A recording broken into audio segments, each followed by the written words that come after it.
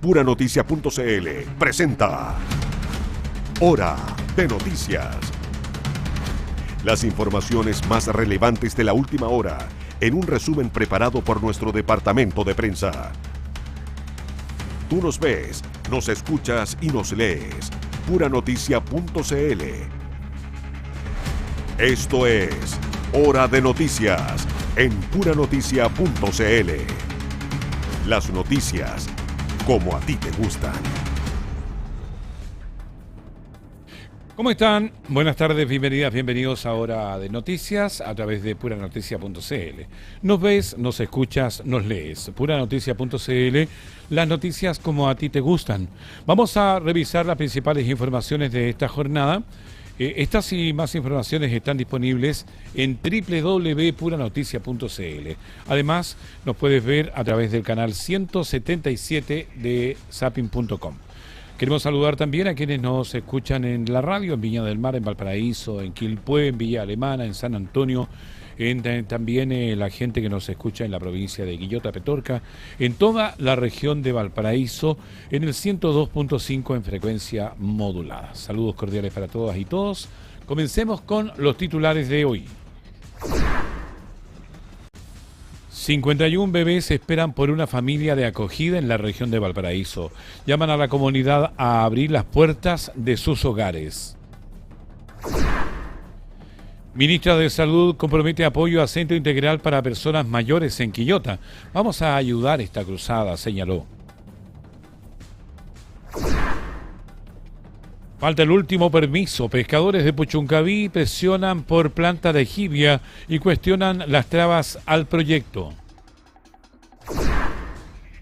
Decretan prisión preventiva para 2 sujetos que dispararon contra la municipalidad de Coquimbo.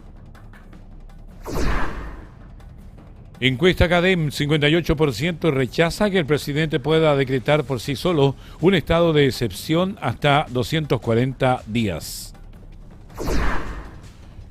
Cámara de Diputados aprueba nueva ley del mono, regularización de viviendas de hasta 2029 y amplía sus beneficios. Pareja de delincuentes fue capturada tras asaltar a un pasajero en micros en Viña del Mar. Estas y otras informaciones vamos a revisar en el transcurso de esta jornada en Hora de Noticias a través de Puranoticia.cl.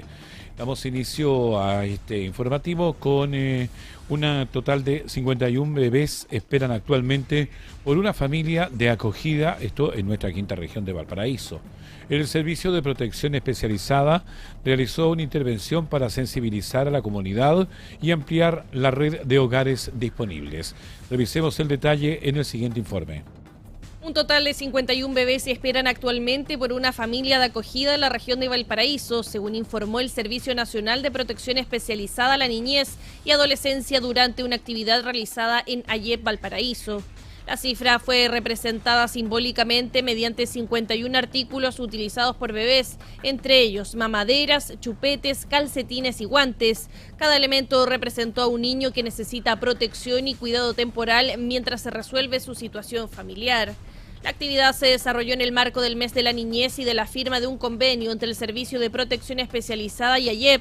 La alianza permitirá difundir el programa de familias de acogida y orientar a quienes estén interesados en brindar temporalmente un hogar seguro. Durante la jornada se inauguró un punto permanente de información en AYEP Valparaíso y se presentó el testimonio de una familia de acogida. La iniciativa podría extenderse a las 25 sedes de la institución para contribuir a ampliar la red disponible en el país. Y mientras 51 bebés esperan por una familia de acogida en la región de Valparaíso, Chile enfrenta paralelamente, una profunda crisis de natalidad. Para analizar esta realidad y sus consecuencias, vamos a revisar la entrevista que se realizó en la jornada de hoy en Puranoticia.cl a José Manuel Jaramillo. Él es director de la Fundación Coshwenco, así que escuchemos, le invitamos a ver y escuchar esta entrevista.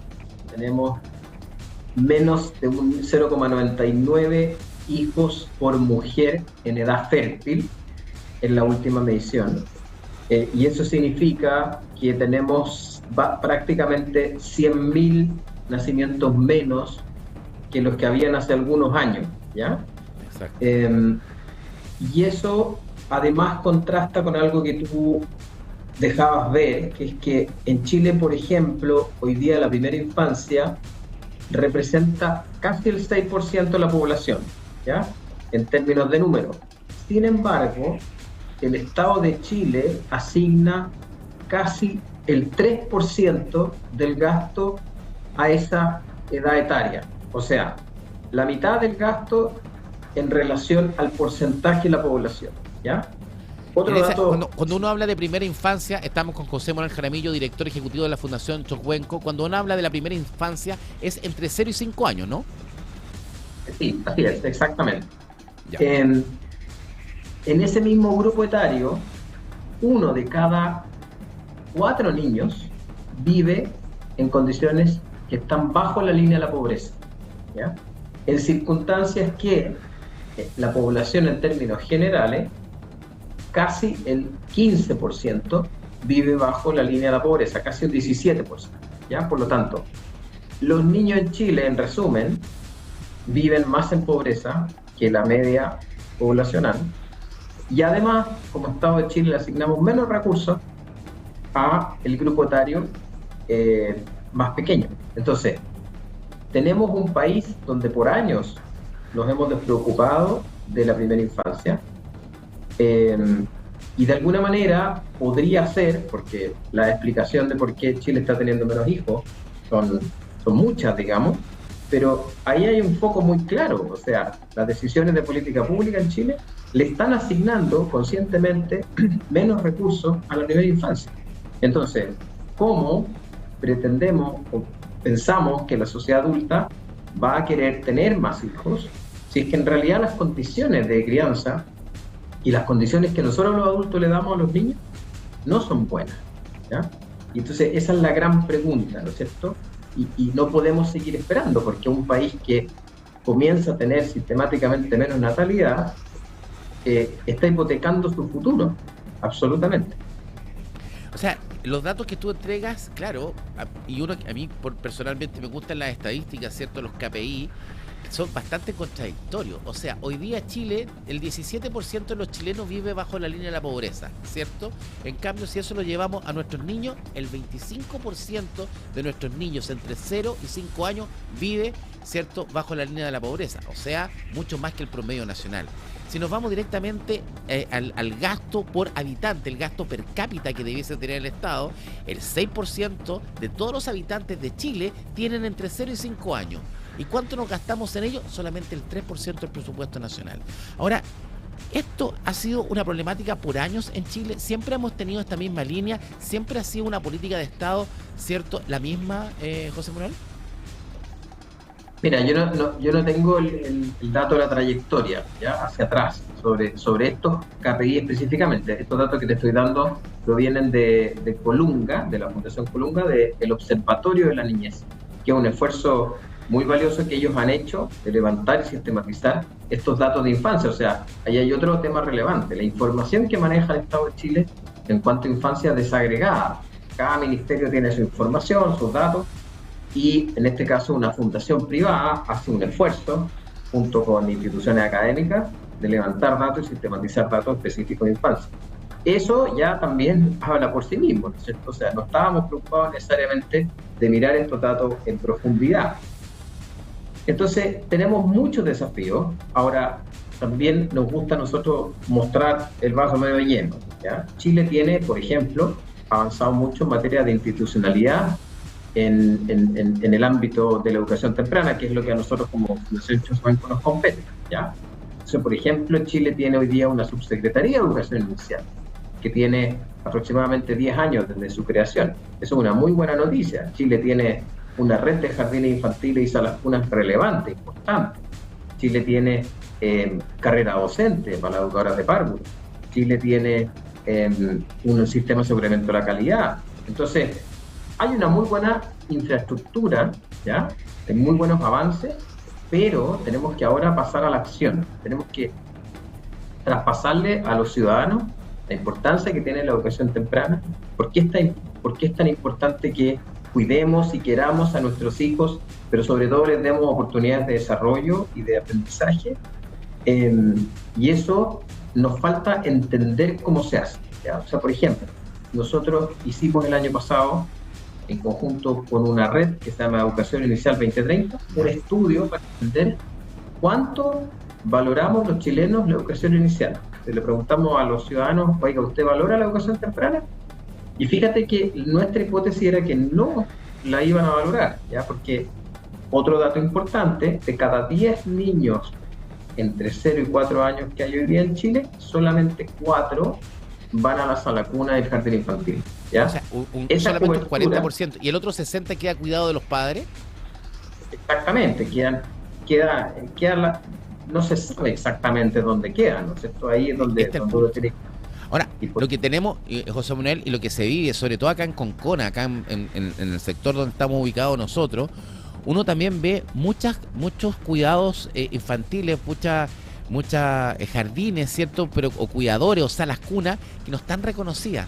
Y eso se ve mucho en Chile. Hoy día tenemos una alta tasa de cuidadores que no están bajo el régimen de un jardín infantil o no están reconocidos, ¿cierto? Pero quedan cerca de la casa, ¿cierto? Son como cuidadores antiguos, ¿no? Así es, pero la educación inicial, mira, entre los 0, en el primer año de vida, cualquier ser humano, independientemente de dónde nació, y eso es súper importante porque todos los seres humanos nacemos con las mismas oportunidades, independiente de dónde nació, el primer año de vida genera 1 millón de conexiones neuronales por segundo el cerebro de un ser humano, ¿ya? O sea, es una plasticidad infinita que se va achicando, se va acortando en el paso de los años. Se habla que los 1000 primeros días son la ventana de oportunidad más grande para el desarrollo de un niño, ¿ya? Y eso es neurológico, es biológico. Eso después, esa ventana se va cerrando, ¿cierto? Fíjate que en los primeros 5 años de vida se desarrollan un 90% de las funciones cerebrales, ¿ya? Básicamente se juega el partido en los 5 primeros años de vida. O sea, eso puede marcar la diferencia de un niño en el desarrollo para toda su vida, en el desarrollo de su tema, en su vida universitaria, en su vida estudiantil, completamente, en los primeros 5 años. La evidencia habla de que tú inviertes $1 en estos primeros 5 años de vida y se transforman en $8 de retorno social. Por lo que tú dices, ¿no? Eso implica mejores salarios, eso implica una tasa laboral más alta, eso implica una tasa aflictiva, o sea, menos cárcel, eso implica menos asistencia sanitaria, menos salud, ¿ya? Eso implica una vida, salud mental mejor, ¿ya? Esto está todo medido, ¿eh? en estudios longitudinales que se hicieron en Estados Unidos en el año 60. O sea, esto no es una novedad, digamos, ¿ya? Entonces, Chile tiene una buena infraestructura, pero nos falta que nosotros los padres entendamos qué tenemos que hacer. Si tenemos una buena cobertura de jardines, bueno, ¿por qué tenemos en este minuto una tasa tan baja? ¿No es cierto? ¿Por qué los papás no llevan a los niños al jardín? Habiendo jardines. El problema en Chile no es que no haya capacidad, ¿ya? El problema en Chile es que en una cuadra, yo estoy por ejemplo ahora en La Pintana, ¿ya? En una cuadra tú puedes tener en un jardín capacidad. Tú sabes que en la cuadra hay niños en la casa, de 0 a 4 años, pudiendo estar acá, con un equipo profesional que les está, como estamos viendo en las imágenes. ¿Y por qué crees tú que no estamos llevando a los niños a los jardines? ¿Qué nos pasa a los papás? ¿Qué debiese pasar? Puede ser un tema de aprehensión, puede ser que a lo mejor la jornada en los jardines sean muy cortas, y claro, y te cortan la jornada de trabajo porque hay que ir a buscarlo y ir a dejarlo. ¿En qué estamos fallando ahí como papás? Porque algo nos debe estar pasando que no queremos llevar a los niños al jardín. Mira, es una pregunta en desarrollo. Hay algunas pistas. Nosotros teníamos la hipótesis de que no valorábamos la educación inicial, como te contaba antes, pero el estudio mostró de que la respuesta de, mira, sí, yo valoro la educación temprana, es más o menos entre un 75 y un 80% de la respuesta en un N de 1.200 preguntas. Por lo tanto, no es que los chilenos no valoremos la educación inicial. Cuando tú lo preguntas, sí lo valoramos. Lo que no sabemos es qué tenemos que hacer, ¿ya? O sea, entonces, a veces, José Manuel, estamos con José Manuel Jaramillo, director ejecutivo de la Fundación Chocuenco, José Manuel, bueno, personalmente soy padre de 4 hijos, ¿cierto? Y yo creo que una de las tareas que a uno como papá, cuando es papá por primera vez, no hay una escuela para papá, nadie te enseña a ser papá, ¿cierto? Entonces uno parte y muchas veces se equivoca. Y claro, y cuando empezamos a aprender a los 3, a los 4, a los 5 años, ya pasamos la primera barrera, claro, nos perdimos lo que tú dices, o sea, perdimos la base completa de nuestros niños. O sea, hoy día, por ejemplo, para un papá, para una mamá, aprensivamente, que dice, yo prefiero que mi hijo esté conmigo, me prefiero quedar en la casa hasta los 5 años, ahí lo llevo al kinder. Eso estamos cometiendo un error grave, entonces, ¿no? Gravísimo, gravísimo. Nos estamos barriando una ventana gigantesca. Pero no nosotros, eso es lo más crítico. Le estamos hipotecando la vida a un otro, ya que además amamos. Ahí estaba la entrevista que teníamos en la jornada del día de hoy. Vamos a cambiar de tema. Estamos en Hora de Noticias a través de puranoticia.cl. La ministra de Salud, May Chomali, comprometió el respaldo de su cartera al proyecto que busca crear un centro integral para personas mayores en el ex Hospital San Martín, en Quillota. Durante su visita, la autoridad también conoció distintas iniciativas municipales destinadas a fortalecer la atención primaria y abordar problemáticas sociosanitarias.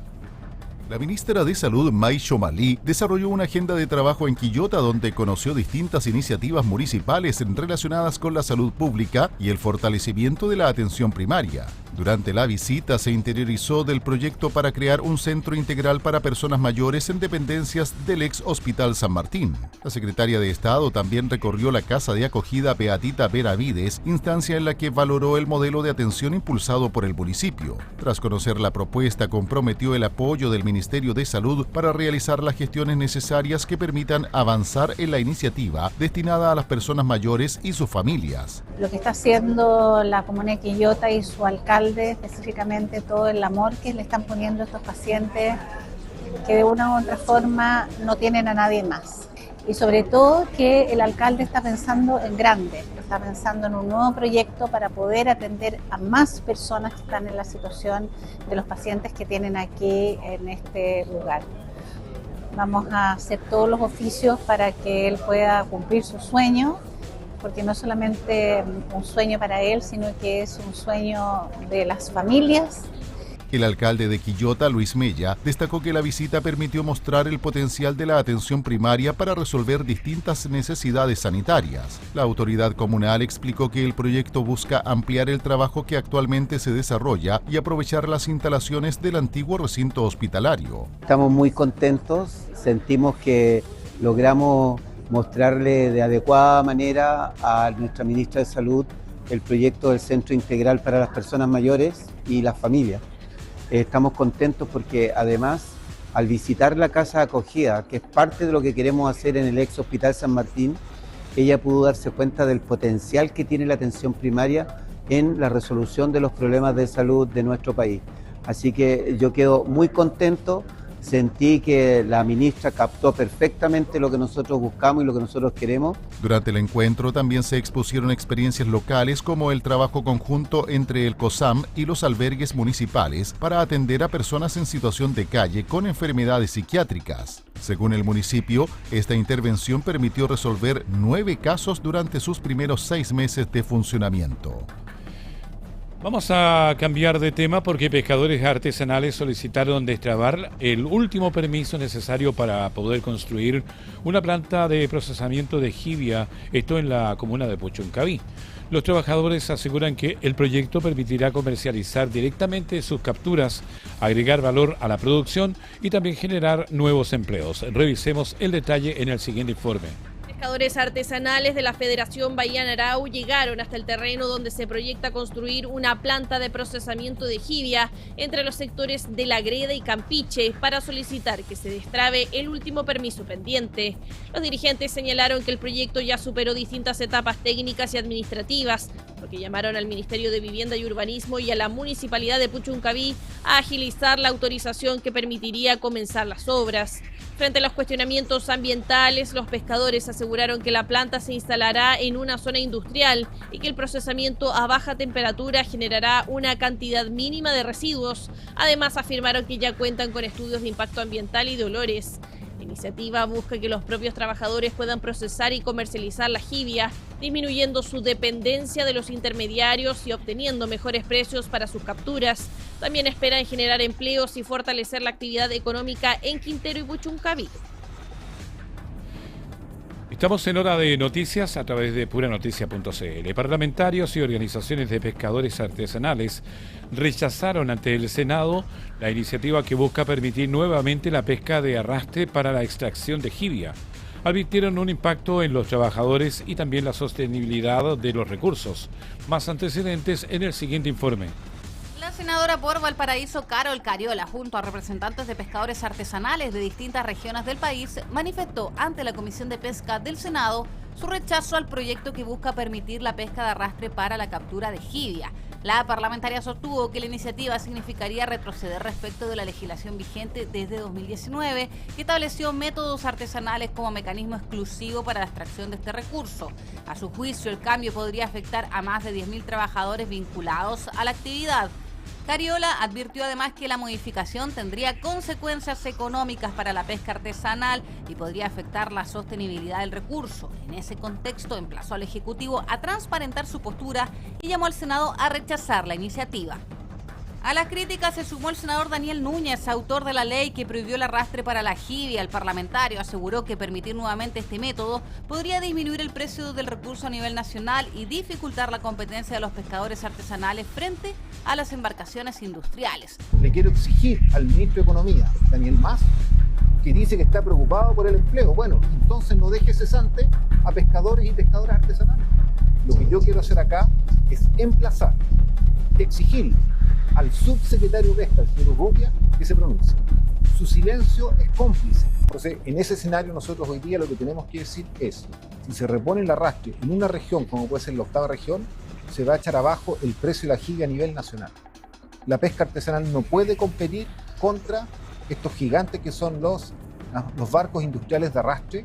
Representantes de los pescadores también manifestaron su rechazo al proyecto y advirtieron sobre el impacto que podría generar en sus fuentes laborales. Se puso en tabla nuevamente la posibilidad de que vuelvan los barcos de arrastre sobre la jibia. Todos sabemos que el único recurso que es rentable para la pesca artesanal propiamente tal, para los botes, y que desde 2018 a la fecha se ha recuperado producto que logramos frenar los depredadores barcos de arrastre.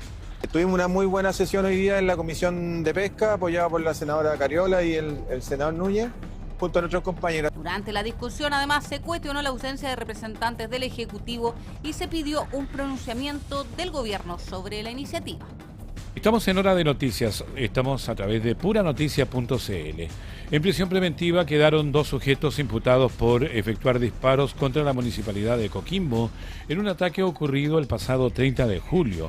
Ambos fueron detenidos por efectivos del OS9 de Carabineros y posteriormente formalizados ante el Juzgado de Garantía de la Comuna. De acuerdo con los antecedentes expuestos en la audiencia, los imputados se movilizaron en un vehículo por Avenida Costanera hasta las ruinas del Mercado del Mar. En ese lugar habrían descendido portando armas calibre 9 milímetros y efectuado reiterados disparos contra el edificio consistorial. El coronel Juan Escobar, prefecto de Coquimbo, entregó más detalles por parte de este procedimiento. Escuchemos. A través de una investigación en terreno y rigurosos peritajes científicos y técnicos, se logró posicionar a los involucrados en la zona de los disparos, incautando además evidencia vinculante, como vestimentas utilizadas al momento de cometer el ilícito. El ataque provocó daños avaluados en 500.000 pesos en las ventanales también termolaminados del municipio. La Fiscalía Regional de Coquimbo solicitó la prisión preventiva de ambos involucrados, medida que fue acogida por el tribunal. Al respecto, el fiscal regional de Coquimbo, Patricio Cooper, destacó el trabajo policial. Escuchemos sus palabras. Un hecho que causó conmoción. Se encuentran hoy día identificados los 2 autores, que no fue en flagrancia, fue un trabajo policial con justamente la Fiscalía Local de Coquimbo, y ambos se encuentran en prisión preventiva. Entre las principales diligencias se encuentran los análisis balísticos para determinar las trayectorias de los disparos, además de la revisión de cámaras de seguridad del sector y las declaraciones de testigos que pudieron ser individualizados. El tribunal estableció un plazo de 90 días para la investigación. Los sujetos fueron formalizados por disparos injustificados y otros delitos vinculados al ataque contra el edificio municipal. Estamos en Hora de Noticias, hacemos el primer alto de la jornada y ya estamos con más informaciones. Estamos presentando Hora de Noticias. Estamos presentando Hora de Noticias. Bien, ya estamos de vuelta en Hora de Noticias a través de puranoticia.cl. Vamos a revisar los titulares de esta jornada. 51 bebés esperan por una familia de acogida en la región de Valparaíso. Llaman a la comunidad a abrir las puertas de sus hogares. Ministra de Salud compromete apoyo a Centro Integral para Personas Mayores en Quillota. Vamos a ayudar en esta cruzada, señaló. Falta último permiso. Pescadores de Puchuncaví presionan por plantas de jibia y cuestionan las trabas al proyecto. Decretan prisión preventiva para 2 sujetos que dispararon contra la municipalidad de Coquimbo. Encuesta CADEM dice que el 58% rechaza que el presidente pueda decretar por sí solo un estado de excepción de hasta 240 días. Cámara de Diputados aprueba nueva ley del mono, prorroga regulación de viviendas hasta el año 2029 y amplía sus beneficios. Pareja de delincuentes fue capturada tras asaltar a pasajeros de micro en Viña del Mar. Vamos a ir de inmediato al detalle de estas informaciones. La Policía de Investigaciones realizó este jueves una serie de allanamientos en el marco de una causa por presuntos delitos de corrupción vinculados a la Junta Nacional de Auxilio Escolar y Beca Junaev. Las diligencias incluyeron las oficinas de Junaev en Santiago y los despachos de los senadores Sergio Gaona y Miguel Ángel Calisto, esto en el Congreso Nacional en Valparaíso. La investigación inicialmente contemplaba eventuales delitos de fraude al fisco, evadización, negociación incompatible y conflictos de intereses. Sin embargo, la Fiscalía amplió las indagatorias hacia posibles hechos de cohecho y soborno, línea investigativa que estaría vinculada a parlamentarios en ejercicio y ex congresistas. El director nacional de Junaev, Fernando Peña, calificó estos antecedentes como preocupantes y señaló que conoció la existencia de esta nueva arista durante la mañana a través de la orden judicial que permitió desarrollar los allanamientos.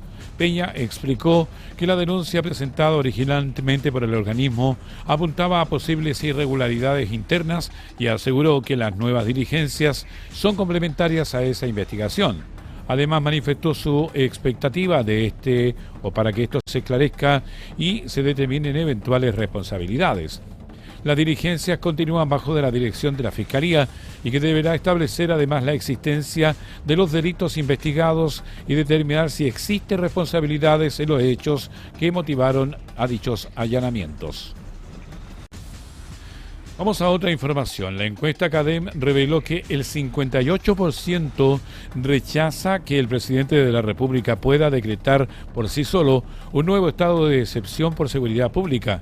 Sin embargo, el respaldo a la medida aumenta al 52% cuando se establece que debe contar con la aprobación del Congreso. La encuesta CADEM reveló que el 58% está en desacuerdo con que el presidente de la República pueda decretar por sí solo un estado de excepción por seguridad pública de hasta 240 días. Un 37% respalda esta facultad, cifra que aumenta al 52% si la medida requiere la aprobación del Congreso. Entre las herramientas propuestas, un 88% apoya requisar bienes vinculados con organizaciones criminales o terroristas y un 78% respalda que las Fuerzas Armadas colaboren con carabineros. En contraste, existe menor apoyo a interceptar comunicaciones y restringir temporalmente las libertades de tránsito y reunión. El sondeo también reveló que un 50% respalda la reforma constitucional presentada por el gobierno para enfrentar el crimen organizado, mientras que un 39% la rechaza. No obstante, el 51% considera innecesario modificar la Constitución, pues estima que el Estado ya cuenta con suficientes herramientas contra la delincuencia. Finalmente, durante la tercera semana de agosto, la aprobación a la gestión del presidente José Antonio Kast llegó al 39%, registrando una caída de 2 puntos. En tanto, su desaprobación aumentó 3 puntos y se ubicó en un 56%. Vamos a cambiar de tema. La Cámara de Diputadas y Diputados aprobó y despachó al Senado el proyecto que amplía la denominada Ley del Mono, permitiendo regularizar viviendas hasta diciembre del año 2029. La iniciativa también aumenta la superficie y el avalúo fiscal de las propiedades que podrán acceder al procedimiento simplificado. Hay más detalles de esta información. La Cámara de Diputados aprobó y despachó al Senado el proyecto que modifica la denominada Ley del Mono con el objetivo de extender el régimen excepcional para la regularización de viviendas y responder al aumento de la autoconstrucción. La iniciativa prorroga hasta el 31 de diciembre de 2029 el plazo para realizar el trámite. Además, establece un procedimiento simplificado para las edificaciones construidas antes del 28 de noviembre de 2025 que no cuenten con recepción definitiva, total o parcial. El proyecto permitirá que viviendas con un avalúo fiscal de hasta 2.000 UF puedan acogerse al beneficio. También establece costo cero para propiedades de entre 90 y 120 metros cuadrados, mientras que aquellas de hasta 180 metros cuadrados pagarán el 50% del valor habitual del trámite. Las direcciones de obras municipales tendrán un plazo de 60 días hábiles para revisar las solicitudes. Asimismo, los municipios podrán crear equipos que entreguen asistencia gratuita a los hogares más vulnerables, adultos mayores, personas con discapacidad y habitantes de sectores rurales. Usted está en la sintonía de puranoticia.cl, estamos en Hora de Noticia, pero también nos escucha a través de la radio en el 102.5 para toda nuestra quinta región. Vamos a cambiar de tema. Carabineros detuvo a 2 hombres acusados de cometer robos por sorpresa al interior de buses de la locomoción colectiva, esto en Viña del Mar. Durante el procedimiento se recuperaron teléfonos celulares y una billetera perteneciente a 4 víctimas. Vamos a revisar el detalle en el siguiente informe. Patrullaje preventivo de Carabineros permitió detener a 2 hombres acusados de cometer robos por sorpresa al interior de buses de locomoción colectiva en Viña del Mar. El procedimiento se desarrolló en la intersección de las calles Quillota y Arlegui, donde funcionarios de la CIP controlaron a 2 sujetos de 45 y 26 años que descendieron de un bus. Ambos registraban antecedentes policiales por distintos delitos. Durante la fiscalización, Carabineros encontró 3 teléfonos celulares y una billetera con documentos pertenecientes a otra persona. Los individuos no habrían logrado justificar la procedencia de las especies, avaluadas en un total de 670.000 pesos. Las diligencias permitieron ubicar a 4 víctimas, quienes reconocieron los objetos recuperados y denunciaron haber sufrido robos al interior de buses. Ambos detenidos quedaron a disposición del Ministerio Público para su control de detención y eventual formalización. Estamos en Hora de Noticias. 2 adolescentes fueron detenidos en la comuna de La Calera luego de una denuncia que alertó a la policía que estarían intimidando a personas en la vía pública. Hay más detalles de esta información. El procedimiento se desarrolló en la intersección de las calles Iriarte con Aldunate, luego de que personal del Departamento de Seguridad Pública Municipal recibiera una alerta por 2 individuos que estarían amenazando a transeúntes. Funcionarios municipales concurrieron hasta el lugar y realizaron el procedimiento, que terminó con la detención de 2 adolescentes de 14 y 17 años. Según los antecedentes entregados por Seguridad Pública, al joven de 17 años se le encontró un elemento tipo revólver, cuyas características deberán ser determinadas durante las diligencias correspondientes. En tanto, al adolescente de 14 años se le incautó un cuchillo con una hoja de aproximadamente 20 centímetros. Los antecedentes del procedimiento fueron puestos a disposición del Ministerio Público, un organismo que deberá determinar las diligencias a seguir y la situación procesal de ambos adolescentes. Continuamos en el plano policial y también en la zona interior, en la provincia de Quillota, porque Carabineros detuvo en pleno centro de la ciudad de Quillota al denominado Guaso de la Palma, quien fue sorprendido robando a transeúntes y locales comerciales. El imputado, que registra un amplio prontuario policial, fue interceptado a pocas cuadras del lugar. Carabineros detuvo en pleno centro de Quillota a un individuo conocido como el Guaso de la Palma, quien registra un amplio prontuario policial por distintos delitos. El procedimiento comenzó luego de que el sujeto fuera sorprendido en flagrancia mientras cometía robos contra transeúntes y locales comerciales ubicados en el centro de la comuna. Tras recibir los antecedentes, funcionarios policiales iniciaron la búsqueda del individuo y lograron interceptarlo a pocas cuadras del lugar donde se habían producido los ilícitos. El imputado fue reducido y trasladado hasta la Cuarta Comisaría de Carabineros de Quillota. Posteriormente quedó a disposición del Ministerio Público para su control de detención y eventual formalización. Continuamos en el plano policial. Carabineros detuvo a 4 presuntos integrantes de la denominada Jauría de Franklin, sorprendidos robando celulares a conductores en Santiago. Los sujetos sustraían celulares desde vehículos detenidos en los semáforos. Hay más antecedentes de esta información. Carabineros de la sección de investigación policial de la Cuarta Comisaría Santiago Central detuvo a 4 sujetos por su presunta participación en robos por sorpresa registrados en el sector de Biobío con San Francisco. Durante un servicio de vigilancia, los funcionarios detectaron que los individuos se acercaban a vehículos detenidos ante la luz roja del semáforo. Allí abrían las puertas del copiloto para sustraer teléfonos celulares y posteriormente escapar. Las diligencias también vinculaban a los sujetos con eventual comercialización de especies robadas en inmediaciones del Persa Biobío. Los funcionarios se trasladaron hasta calle Placer. Ahí lograron interceptarlos y realizar un control de identidad. Según los antecedentes policiales, uno de los detenidos habría participado directamente en la sustracción de las especies, mientras los otros 3 habrían cumplido funciones de vigilancia, apoyo y cobertura durante la huida. Uno de ellos intentó escapar y opuso resistencia al procedimiento. Los 4 detenidos fueron puestos a disposición del Ministerio Público y deberán enfrentar la respectiva audiencia de control de detención. Estamos en Hora de Noticias, estamos en puranoticia.cl, www.puranoticia.cl. Usted nos ve, nos escucha, nos lee. Funcionarios municipales de San Felipe acudieron a la Contraloría para denunciar al concejal César Lazo por presuntos actos de acoso laboral, violencia y denostación pública. El gremio acusa reiteradas descalificaciones públicas contra trabajadores. Vamos a el detalle de esta información. La directiva de la Asociación de Funcionarios Municipales de San Felipe presentó una denuncia ante la Contraloría General de la República y solicitó iniciar una investigación administrativa contra el concejal César Lazo González. Según el gremio, uno de los episodios ocurrió en diciembre de 2025 durante una sesión del Consejo Municipal. En esa instancia, Lazo habría realizado comentarios despectivos contra un funcionario de la Dirección de Protección y Medio Ambiente, cuestionando públicamente el uso de sus licencias médicas y haciendo referencias a su situación personal. La asociación también denuncia un episodio ocurrido en abril de este año, cuando el concejal habría realizado comentarios despectivos respecto de otros 2 trabajadores municipales.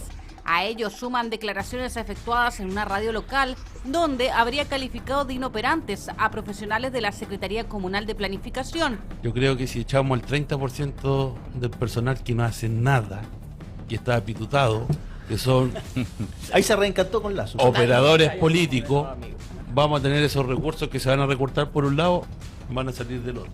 Yo te voy a dar solamente un ejemplo, Secpla. Yayay tiene un Secpla chiquitito, Catemo tiene un Secpla chiquitito y sacan muchísimos proyectos. Acá tenemos 24 inoperantes. Los funcionarios sostienen que estos hechos configurarían una conducta reiterada de exposición y descalificación pública que podría afectar la dignidad, honra y salud mental de los trabajadores involucrados. La presentación fue realizada bajo el marco de la ley Carín. Ahora, la asociación solicita que Contraloría investigue los antecedentes denunciados y determine si existen eventuales responsabilidades administrativas. Carabineros detuvo en San Pedro de la Paz a un hombre acusado de amenazar de muerte al presidente José Antonio Kast y al ministro de Hacienda Jorge Quirós. El sujeto habría difundido un video en redes sociales en donde exhibió un encendedor con forma de arma y planteó la idea de matar a ambas autoridades. Revisemos el detalle de esta información. Efectivos del OS9 de Carabineros detuvieron en San Pedro de la Paz, región del Biobío, a un hombre de 30 años acusado de amenazar de muerte al presidente José Antonio Kast y al ministro de Hacienda Jorge Quirós. Las amenazas fueron difundidas el pasado 15 de agosto mediante un video publicado en redes sociales de libre acceso. En la grabación, el imputado exhibió un encendedor con apariencia de arma y señaló que sería una muy buena idea matar a ambas autoridades. Pero yo creo que es una muy buena idea. Anda mucho perro en la calle, mucho perro suelto, vagando, no haciendo nada, mucho perro que estorba. Esto sería una muy buena instancia para matar un par de perros, sobre todo en La Moneda, al hijo de José Kast, o quizás también a su amiguito, al de Jorge Quirós. El registro habría sido publicado luego de que la Cámara de Diputados y Diputadas aprobara un proyecto relacionado con la caza de perros. Tras las denuncias correspondientes, Carabineros logró identificar al sospechoso y gestionó una orden judicial para concretar su detención. El imputado es chileno y no mantiene antecedentes penales, aunque registra detenciones anteriores por distintos delitos. El hombre quedó a disposición de la Fiscalía Metropolitana Centro Norte para su control de detención y eventual formalización. El presidente José Antonio Kast recorrió las zonas afectadas por los aluviones en Tocopilla y explicó cómo se distribuirá la ayuda a los damnificados. Se les aplicará a las familias la ficha FIBE y se priorizará a los grupos más vulnerables. Hay más detalles de esta información.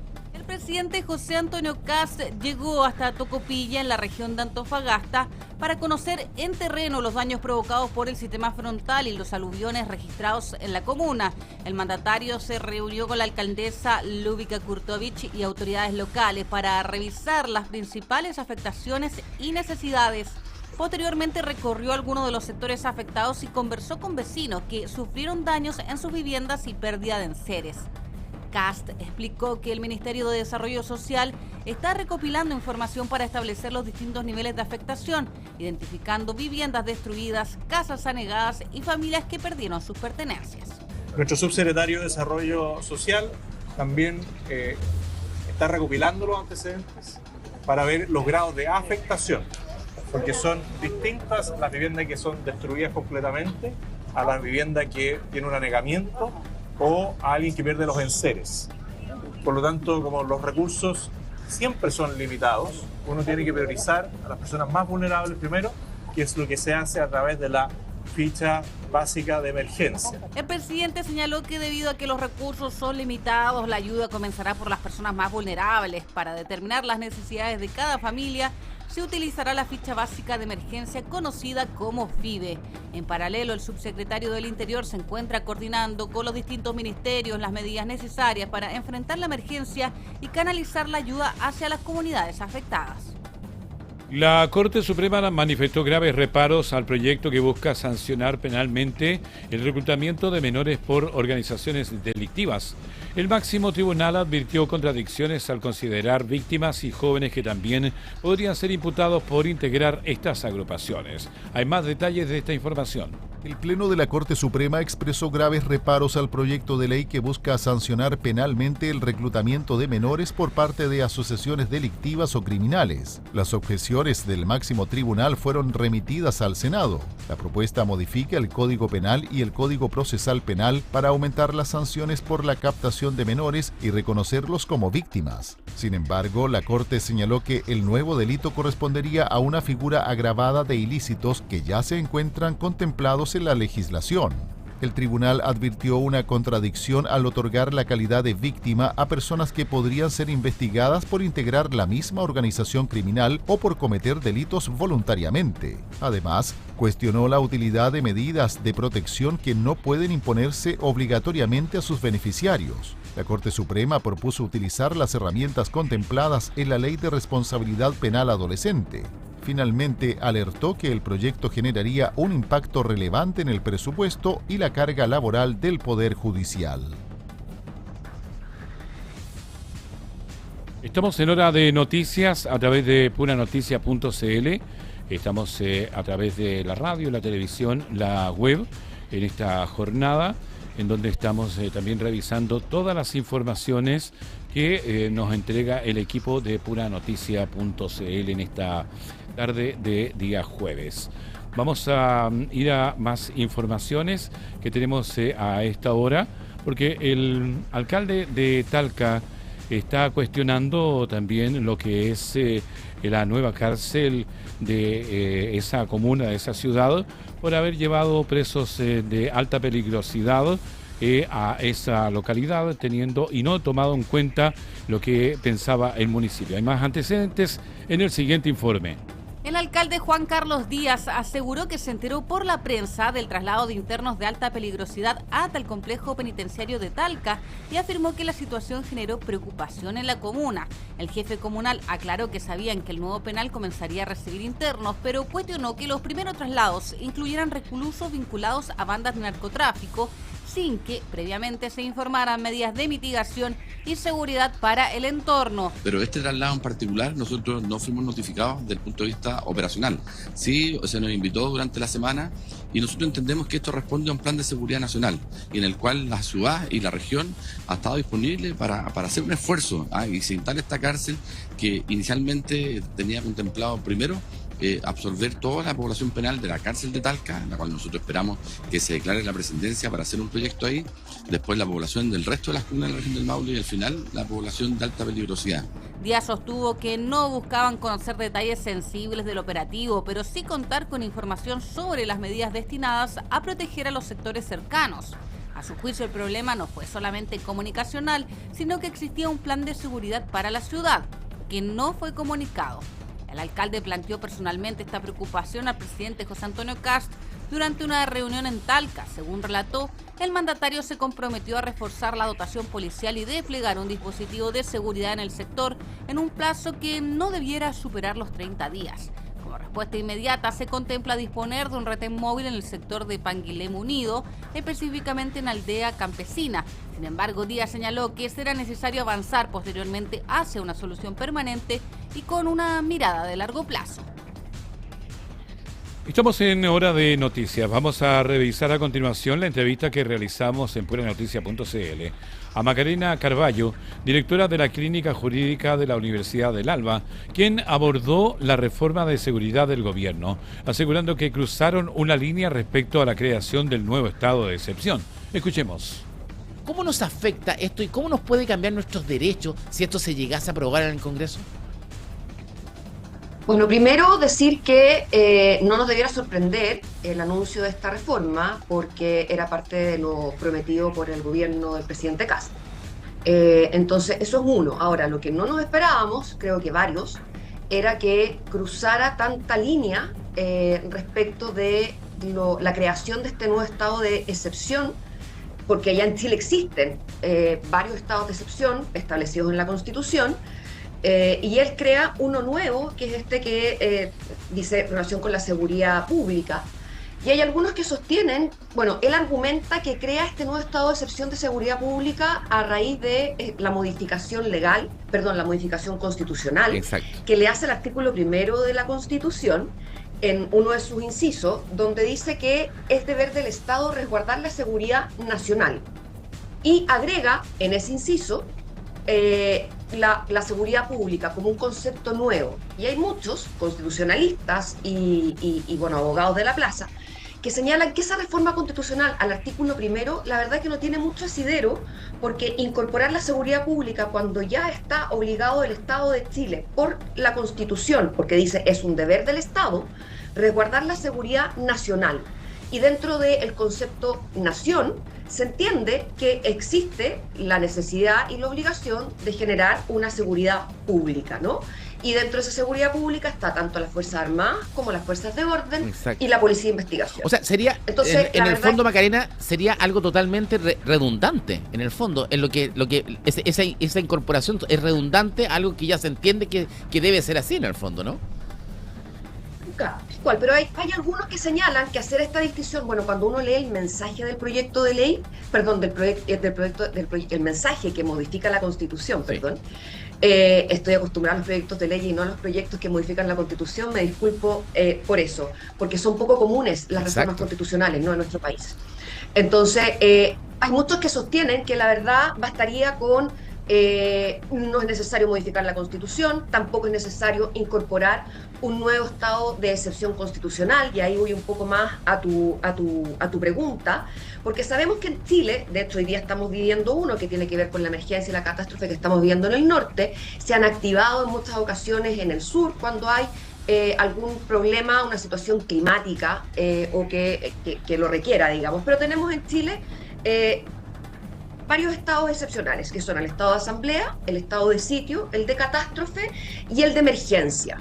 y hoy día se le pretende agregar un nuevo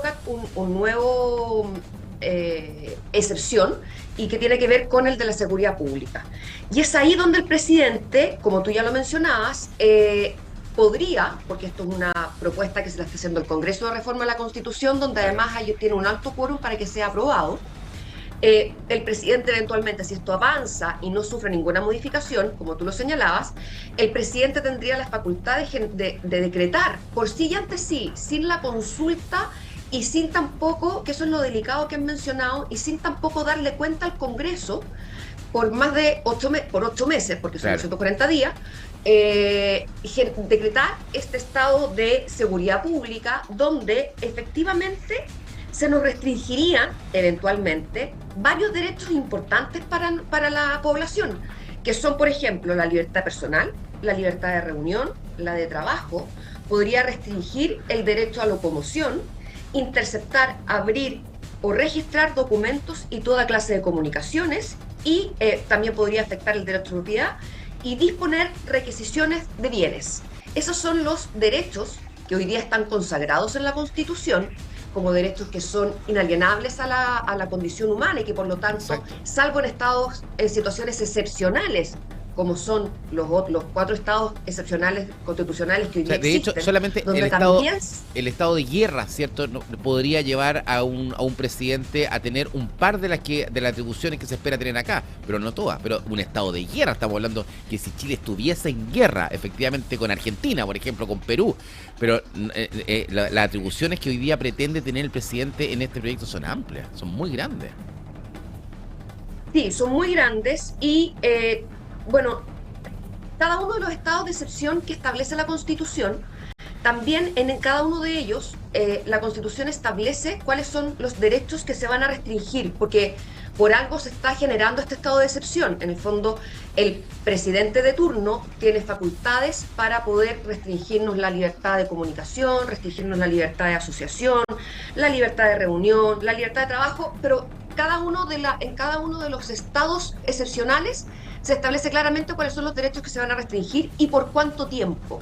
Y además se señala en cada uno de ellos, los que están vigentes hoy día, ¿no?, que siempre en algún momento de su duración tiene que pasar por la aprobación o por la autorización del Congreso para que estos estados excepcionales se mantengan. Con el estado de excepción que está planteando el presidente Kast con esta reforma, la verdad que esa posibilidad y esa exigencia desaparece y solo reaparece pasados los 8 meses en que él por sí y ante sí decidió establecer este nuevo estado de emergencia pública.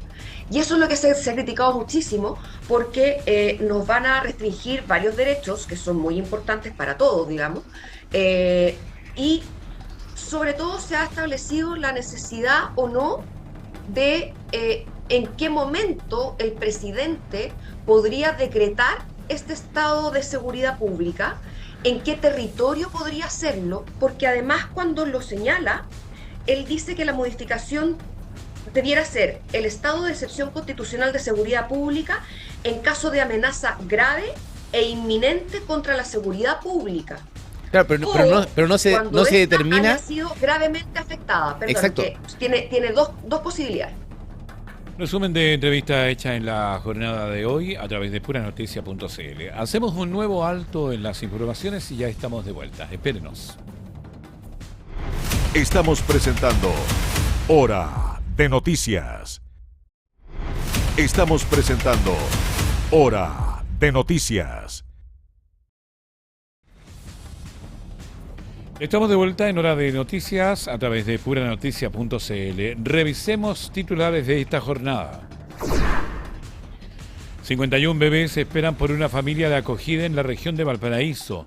Llaman a la comunidad a abrir las puertas de sus hogares. Ministra de Salud compromete apoyo a Centro Integral para Personas Mayores en Quillota. Vamos a ayudar en esta cruzada, señaló. Falta el último permiso. Pescadores de Puchuncaví presionan por planta de jibia y cuestionan las trabas al proyecto. Decreta prisión preventiva para 2 sujetos que dispararon contra la municipalidad de Coquimbo. Encuesta CADEM, el 58% rechaza que el presidente pueda decretar por sí solo un estado de excepción de hasta 240 días. Cámara de Diputadas y Diputados aprueba nueva ley del mono. Prorroga regularización de viviendas de hasta el año 2029 y amplía sus beneficios. Pareja de delincuentes fue capturada tras asaltar a pasajeros en micro en Viña del Mar. Vamos a entrar de inmediato en el detalle de las informaciones. La última encuesta CADEM reveló que un 58% rechaza que el presidente pueda decretar por sí solo un estado de excepción por seguridad pública. El respaldo aumenta al 52% cuando se exige la aprobación del Congreso. Para analizar estas cifras y el debate que abre la reforma constitucional, vamos a conversar con Leslie Briceño. Ella es ciencista política y docente de la Facultad de Gobierno y Derecho de la Universidad del Desarrollo. ¿Cómo está, Leslie? Buenas tardes, bienvenida a Hora de Noticias a través de puranoticias.cl. Hola, muy buenas tardes, muchas gracias por la invitación. Leslie, ¿qué lectura hace del rechazo mayoritario a que el presidente pueda decretar por sí solo este estado de excepción? Bueno, en general lo que nos encontramos es que la ciudadanía, y así también lo demuestra la encuesta CADEM, cuando se le pregunta por temas de seguridad, sigue siendo la seguridad el gran tema de preocupación, y obviamente que es a eso y por eso se fue votado este gobierno. Sin embargo, cuando a la ciudadanía se le pregunta en la encuesta CADEM sobre la limitación de nuestras libertades personales, está muy en rechazo. Si uno mira específicamente algunos indicadores en torno a las medidas que plantearía esta reforma constitucional, hay un porcentaje bastante amplio de apoyo, por ejemplo, a la requisición de bienes por parte del Estado a personas que estuvieran vinculadas al crimen organizado. Sin embargo, cuando se pregunta específicamente por lo que es la libertad de reunión, por lo que es también la libertad, la movilidad de las personas, la aprobación disminuye considerablemente y el rechazo es muy amplio, más de un 54%. Entonces, esto nos refleja algo que está bastante enquisolado en nuestra sociedad, que si bien esperamos que el Estado se haga cargo, que es una atribución que tiene de mantener y de garantizar la seguridad para todos los chilenos, eso no puede ir a costa de nuestras libertades individuales y estas tienen que ser respetadas. Y especialmente esa es la discusión que hemos estado escuchando en los últimos días, no solamente en el mundo académico, no solamente en el mundo político, sino que también que encontramos en el día a día con las personas que uno puede conversar, que no necesariamente están tradicionalmente interesadas en política. Cuando a uno le dicen, hay ciertas libertades, como por ejemplo, que hay cosas muy graves, por ejemplo, lo que es, y que uno puede cuestionarlo, lo que es la interceptación de las comunicaciones, las escuchas telefónicas, lo que puede ser también la limitación de mi derecho a movilizarme en el territorio, es algo que yo me puedo ver afectada en lo cotidiano, y es ahí donde podríamos señalar que esta encuesta nos plantea que la sociedad ya traza una línea y que a partir de esto no lo voy a transar y esto no puedo transarlo, aun cuando el Estado quiera plantearme mayor seguridad. Leslie, este resultado, me refiero al de la encuesta, ¿refleja desconfianza hacia el mandatario o una defensa de los contrapesos institucionales de nuestro país? Uno podría pensar que sí, si nosotros observamos también cómo ha ido cambiando y variando la aprobación y el rechazo al gobierno en las últimas semanas, es que no ha variado mucho. Si es que no me equivoco, la desaprobación del presidente Kast en esta encuesta, en esta última entrega de la encuesta académica que salió hoy día, es de un 56%, que está levemente que ha ido aumentó 3% de las mediciones anteriores, y obviamente que está manifestando algo que uno podría decir, hay algo que el gobierno no está manejando bien. Y en este caso, el tema de la seguridad pareciera que fue la gran bandera de lucha, que la seguridad fue el tema con el cual José Antonio Kast ganó, que dijo, nosotros tenemos un plan implacable, tenemos una serie de políticas públicas que no se entraron en detalle durante la campaña y que han demorado más de 5 meses en empezar a discutirla. Y esa discusión pareciera ser de que se va a entrampar mucho más, porque nos encontramos con que no está teniendo apoyos ni en la oposición, obviamente. También hay muchas voces que en otros ámbitos han apoyado al gobierno, como por ejemplo el senador Walker, y también incluso dentro de lo que es la derecha, Johannes Kaiser y su rechazo a esta reforma, donde él incluso señala que se estarían violando y se estarían limitando, cortando demasiado las libertades personales, y otros sectores también de la derecha hacen prenden una luz de alerta frente a lo que ha sido esta estrategia del gobierno, y probablemente estos resultados están demostrando cosas bastante contradictorias también, pensando en otros temas que se han planteado en las últimas semanas.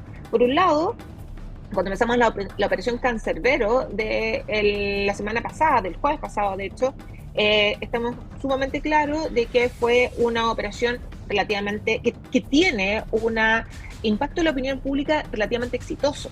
La ciudadanía dijo, sí, esto es algo que yo quiero. De hecho, la pregunta de la CADEM fue, ¿está usted de acuerdo? Bueno, la construcción de la pregunta es un poco tendenciosa. ¿Está usted de acuerdo con que el Estado, el gobierno, traslade presos? Obviamente que yo voy a estar de acuerdo. Y por eso tiene un alto apoyo, pero eso no necesariamente es un correlato que se pueda evidenciar con las políticas públicas o con los proyectos que esté presentando el gobierno en materia de seguridad. Es el espectáculo, por decirlo de una forma, que fue la operación Cancerbero, del traslado a estos reos a la cárcel de Talca, genera un pic bastante importante y una percepción de parte de la ciudadanía que fue un éxito, que fue algo que le gustaría seguir viendo, porque es una acción concreta. Sin embargo, eso no necesariamente es un elemento que un elemento que se vaya a ver reflejado en el apoyo popular y el apoyo a este tipo de medidas. Y eso es algo que tiene que tener en claro el gobierno. Como que uno queda también un poco inestable también, Leslie, porque en un principio, recuerda cuando el ministro Arrau asume, dice que no había un plan de seguridad, que se iban a quedar con el de Boric, y después aparece todo esto. O sea, eso lo hicieron en el camino, lo pensaron después, lo repensaron, lo replantearon, y sale todo esto que al final es un extremo. Exacto. A ver, lo que nos pone en evidencia esto es que el gobierno efectivamente no tenía un plan de seguridad, no tenía un plan para combatir la delincuencia, como lo había señalado. Recordemos que durante la campaña de José Antonio Kast, los últimos meses y todo lo que fue la campaña, no solamente la campaña oficial, sino que incluso desde antes, si pensamos todo el discurso de José Antonio Kast en los últimos años, es decir, nosotros vamos a combatir la delincuencia y nosotros tenemos un plan, y le daba nombres que eran bastante rimbombantes a esos planes que señalaba. Cada vez que algunos otros políticos de la oposición, incluso los periodistas en los debates le preguntaban, bueno, candidato Kast, le decía, ¿cuál es ese plan? Él decía, no, es que no queremos dar a conocer porque es una idea que estamos trabajando, cuando lleguemos al gobierno lo vamos a dar a conocer. Pero los primeros meses, las primeras semanas, no había un plan, no habían acciones concretas en relación a materias de seguridad. La ministra Steiner también señala, la ex ministra de Seguridad señala que no había un plan, que ella desconocía, no solamente ella, sino que la subsecretaria, desconocían que había que entregar un plan, y aquí, parafraseando, anillado, listo para. Y eso es finalmente lo que ocurre. El gobierno de José Antonio Kast no tenía un plan de seguridad claro. Y si bien uno rescata lo que señaló el ministro Arrau los días de haber asumido, después de reunirse con el exministro Luis Cordero, que es la política de seguridad tenía que ser entendida como una política de Estado, no como una política pública de un gobierno determinado. Y uno puede reconocer, obviamente, que es válido y es necesario entender la política de seguridad como una política de Estado. De nuevo, esto fue hace ya casi 3 meses, de nuevo nos damos cuenta que esa bajada la estuvieron construyendo durante estos meses, y hoy día nos encontramos con un proyecto de ley de reforma constitucional que si bien se había señalado durante la campaña que se iba a combatir la delincuencia, en ningún minuto se habló de reforma constitucional en estos ámbitos. No hay nada asociado a una reforma constitucional de aumentar de un nuevo estado de excepción, aumentando las atribuciones del presidente, y tampoco era parte de la discusión las reformas constitucionales. O sea, recordemos que incluso José Antonio Kast y republicanos, cuando fueron los ejercicios de la Convención Constituyente y del Consejo Constitucional, estaban en contra de redactar un nuevo proyecto de constitución, y ahora nos dicen que en realidad para poder abordar los temas de seguridad hay que hacer una reforma. Entonces ahí también nos damos cuenta de esa contradicción y que pone en evidencia nuevamente más que el gobierno no tenía un plan claro en relación a cómo combatir la delincuencia. Estamos conversando con Leslie Briceño. Ella es ciencista política y docente de la Facultad de Gobierno y Derecho de la Universidad del Desarrollo. Leslie, ¿qué riesgo existe al entregar atribuciones tan amplias al presidente de la República? Bueno, el riesgo, claro, que se pueden violar nuestros derechos fundamentales. Estamos pensando que es una atribución, en este caso, una atribución que permite al presidente de decretar estado de excepción hasta 8 meses, sin consultarle a nadie, no tiene ningún tipo de contrapeso. Hoy día, en el estado de excepción que tenemos, el presidente puede tomar la decisión de decretar, pero es por 15 días. Y posteriormente, si se quiere mantener el estado de excepción, tiene que ser revisado por el Congreso. Así, por ejemplo, en la macrozona sur ha estado discutiéndose constantemente si es que el estado de excepción se va a mantener. Y se ha mantenido sin ningún inconveniente, ninguna traba en la discusión parlamentaria para poder garantizar el funcionamiento de las Fuerzas Armadas y el despliegue de las Fuerzas Armadas en la macrozona sur, que comprende parte de la región del Biobío, la región de la Araucanía y parte de la región de los Ríos.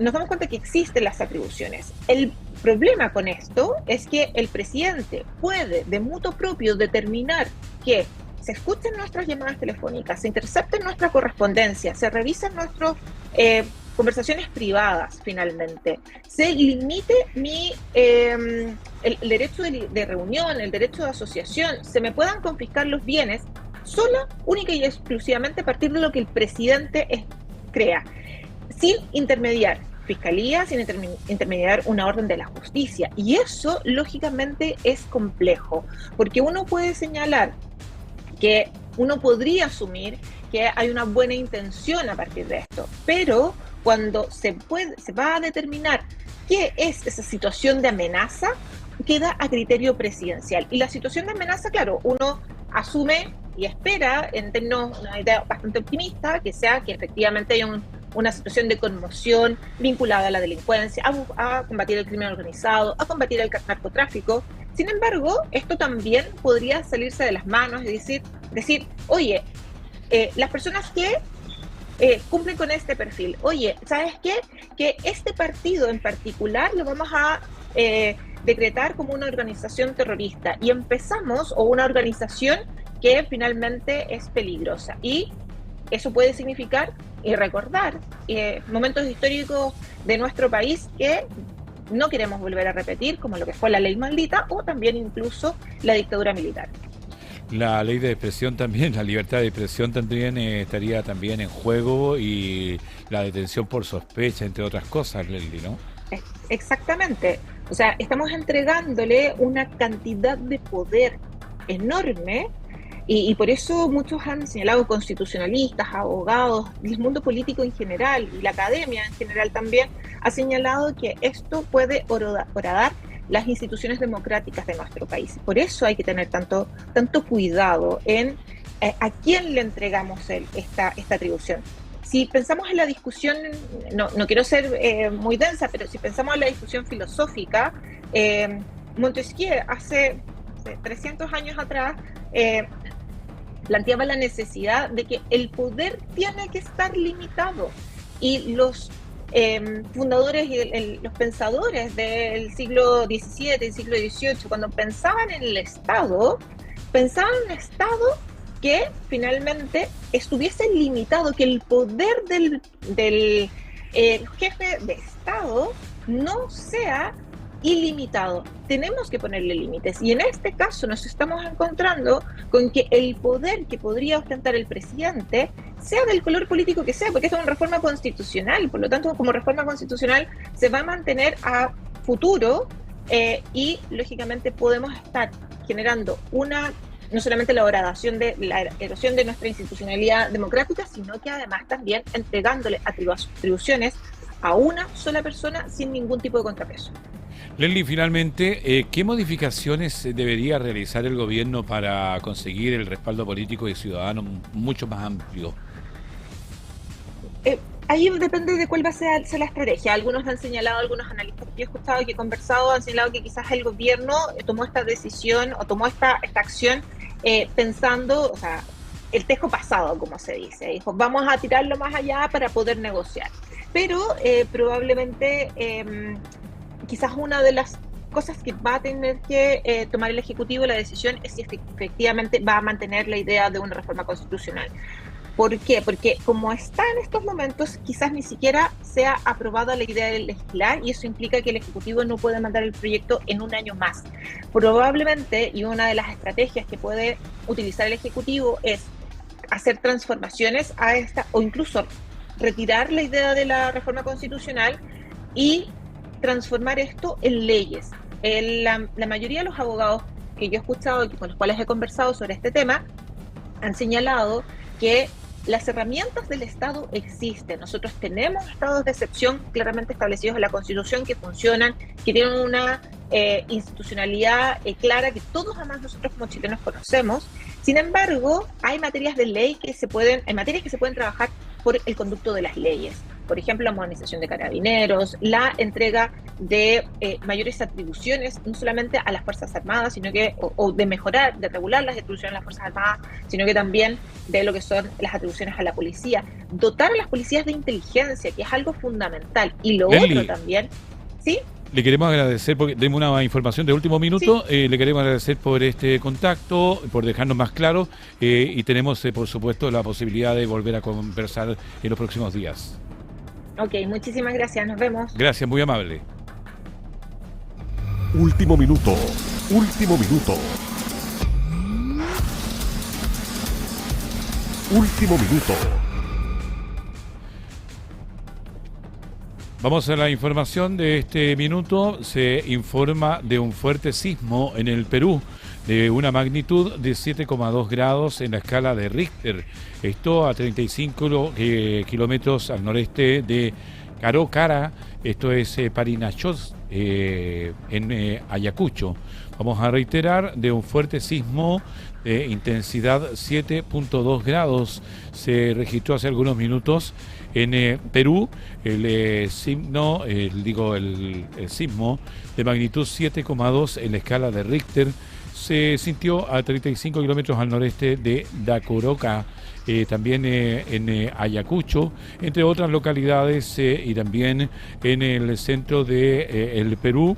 Se está trabajando en el reporte de este movimiento telúrico, porque tuvo un epicentro a 35 kilómetros al norte de Caraucora, una profundidad de 108 kilómetros.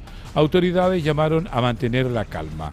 Un sismo de magnitud 7,2 se registró durante esta jornada en la región de Ayacucho, en Perú, de acuerdo al Instituto Geofísico del Perú. Según el informe preliminar, el organismo y movimiento telúrico tuvo su epicentro a 35 kilómetros al noreste de Caraucora, a una profundidad de 108 kilómetros. El Instituto Geográfico del Perú estimó que una intensidad de 3 a 4 grados en la zona correspondiente a un movimiento de carácter ligero, según la escala de Mercalli.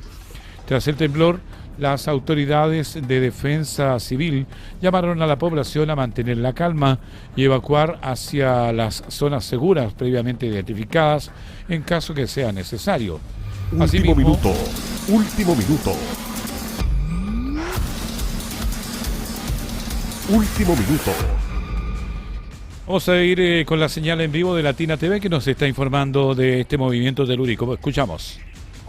Lo observamos allí, la región Ayacucho, por supuesto, ahí lo muestra, están los detalles de la latitud, de la longitud, la referencia, la profundidad, una profundidad que podría, por supuesto, haber reducido la posibilidad de generar mayores daños. De todas maneras, toca confirmar con los mismos representantes de Defensa Civil, con las mismas autoridades locales y provinciales, cuáles son los daños, qué ha sucedido concretamente en el epicentro y en zonas aledañas que puedan haberse visto impactadas por la onda sísmica. Recordar siempre, mantener la calma, mantener la tranquilidad, mantenernos conscientes que somos un país sísmico y que debemos conocer cuáles son nuestras zonas de emergencia, cuáles son las zonas seguras en el lugar donde nos encontramos, mantener la calma, tener establecido un plan de seguridad personal, un plan de seguridad familiar para nuestro núcleo y la familia que quizá ya no vive con nosotros, pero que por supuesto es parte esencial de nuestra vida diaria. ¿Cómo saber qué hacer con nuestros hijos? Escuchando la transmisión de Latino TV del Perú por este terremoto de magnitud 7,2 que sacudió a la región de Ayacucho en el país vecino. También, por supuesto, con nuestras mascotas, en caso suceda un sismo y haya que evacuar. En la madrugada en Lima experimentamos hace un par de días una situación similar con un sismo de 4.8 y en esta oportunidad se reporta este sismo de 7.2. Recordemos que los sismos de 6 a más ya tienen una medición diferente por parte de las autoridades sismológicas, ya tienen una supervisión distinta, porque según el lugar, la zona en la cual estos se producen, pueden producir no solamente mayor destrucción, mayor devastación, sino que si no se dan en continentes, se dan en zona costera, pueden también generar, por supuesto, riesgo de tsunami. Una situación que en este caso, por el epicentro, se estaría descartando, pero de todas maneras recuerden, mantener la tranquilidad, estructurar nuestros planes de emergencia, tener nuestra Estamos mochila conectados con Latino TV del Perú después del movimiento telúrico que tuvo una magnitud de 7,2 grados y que sacudió a lo que es la región de Ayacucho, al norte de Caracora. Estábamos también informándonos a través de los colegas de Latino TV del Perú. Pasajeros varados, producto de los bloqueos de la vía que ha sufrido daños luego de las lluvias intensas y los huaicos. Pero el sismo naturalmente generó un ambiente muy distinto en el punto donde se encuentra, donde hubo un poco de temor, un poco de incertidumbre y todas las personas más o menos se pusieron a buen recaudo en medio de la vía, en medio de el tránsito interrumpido. También hemos podido conversar con Enrique desde Ayacucho. Él nos ha dado este primer reporte e incluso nos ha confirmado que a pesar de estar en la región del epicentro, no necesariamente todas las personas en Ayacucho lo han sentido de la misma manera y con la misma intensidad. ¿Esto por qué?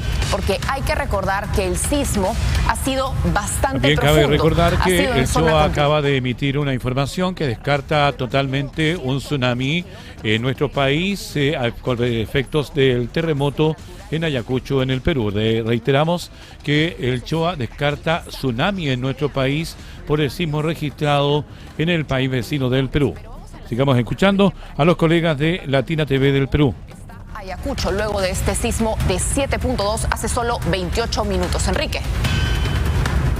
Sí, Lorena, en efecto, los funcionarios de Defensa Civil aquí en Ayacucho están a la espera del reporte de lo que pueda haber sucedido en la provincia de Parinacochas, epicentro. Este sismo ocurrió a la 1 de la tarde de hoy y pues por el momento afortunadamente no se han reportado todavía daños muy graves.